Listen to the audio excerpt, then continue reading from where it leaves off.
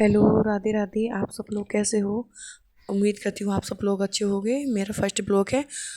तो आज मैं आपको एक स्टोरी सुनाना चाहती हूँ कि एक व्यक्ति के पास बहुत बड़ा महल था। उसने ज़िंदगी भर की सारी संपत्ति को लगाकर उस महल को बनाया था।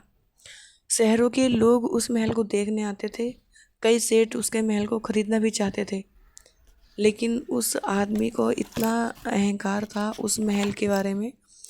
मतलब वो महल उसके जीने की वजह बन चुका था। सब सारी उसने अपनी ज़िंदगी की जमा पूंजी उस महल को बनाने में लगा दी थी। एक दिन उसमें आग लग गई और वो बाजार गया हुआ था। उसमें आग लग गई, बाजार गया हुआ था। उसने आकर देखा कि मेरा घर जल रहा है। उस आग को देखकर इतना दुख हुआ, उसने कहा अगर मेरा महल नहीं रहेगा तो मैं भी नहीं रहूँगा।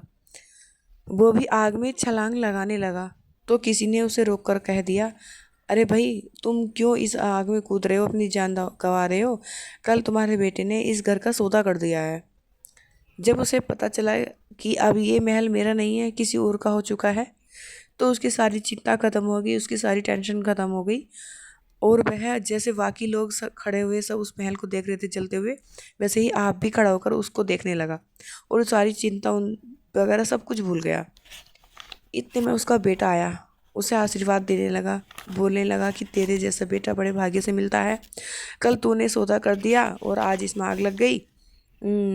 आग लग गई। बेटा कहने लगा, पिताजी मैं बात करने गया था पर अभी पक्का नहीं हुआ है।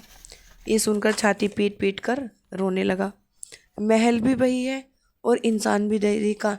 कान्हा जी ने बताया है अर्जुन से, बिल्कुल सही बात बोला है कि रिश्ता, अगर हम किसी से रिश्ता रखते हैं तो तब हमें दुख प्राप्त होता है। जैसे कि जब तक उसे पता था महल किसी और का है तो उसे दुख नहीं हुआ, लेकिन जैसे ही उसे पता चला कि महल मेरा है तो वो फूट फूट कर रोने लगा।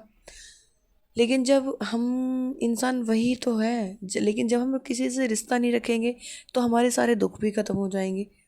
ऐसे ही ज़िंदगी में जब हम किसी को अपना मान लेते हैं, अपना समझते हैं, वहीं से हमारे दुख की शुरुआत होती है कि अगर दूसरे बंदे का नुकसान हो रहा तो हमें दुख होता है, या ये हमसे बात क्यों नहीं कर रहा, या ये हमें भूलता क्यों जा रहा, इसी चीज़ से हमें दुख होता है। तो श्रीमद् भागवत गीता का दूसरा उद्देश्य यही है कि आपने कोई भी कर्म किया है और अच्छा किया है तो आपको वो उसका सुख जरूर प्राप्त होगा, और अगर आपने बुरा कर्म किया है तो आपको वो भोगना जरूर पड़ेगा। जाने अनजाने में अच्छे कर्म जो है आपके मुश्किल काम में आपको वहाँ से बचा लेते हैं, लेकिन अगर आपके बुरे कर्म हैं तो उसकी सज़ा आपको ज़रूर मिलेगी। अगर हम लोग सोचते हैं कि हम चुप चुप कर काम करें, तब भी हमें कर्म भोगना पड़ता है। बोलो राधे राधे।